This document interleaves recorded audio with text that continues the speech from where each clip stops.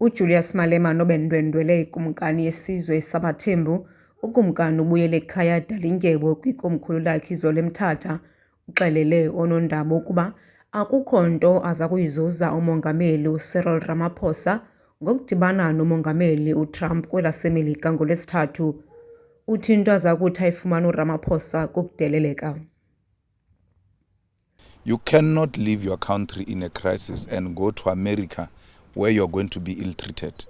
He's going to be ill-treated. He will not be given the necessary respect. And that's what Americans do. America with drama is number one. That thing is Muvhango. I don't know what is Muvhango in Afrikaans. It's just a drama. Olu tyelelo lukaRamaphosa eMelika luza emva kokuba abemi beli abangama-49 abentetho isisibhulu bentingele kwilizwe laseMelika ngeliyokuba ziimbacu khona. Betyhola ngelithi baye kucela igwiba ngenxa yeziganeko zokubulawa kwabo kweli. Ukanti uDonald Trump uvakalise ukuzikholelwa ezi zityholo. uMalema uhlabe ikhwelo kuRamaphosa lokuba angayenzi impazamo yokuthengisa ngemithetho yeli.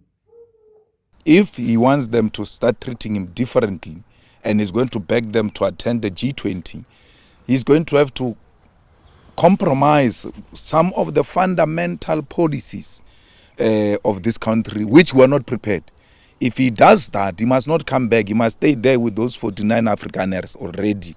He must also stay there because he can't compromise our sovereignty for political expediency.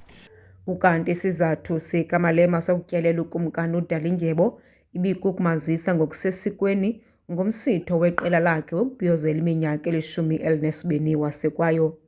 uMalema ebekwazi ukucela intsikelelo kunye nenkxaso kule kumkani phambi kokuba babambe lo msitho eMthatha ngenyanga yeKhala. NdinguYamkela Mchiyo kwiindaba ze-MPK eMthatha.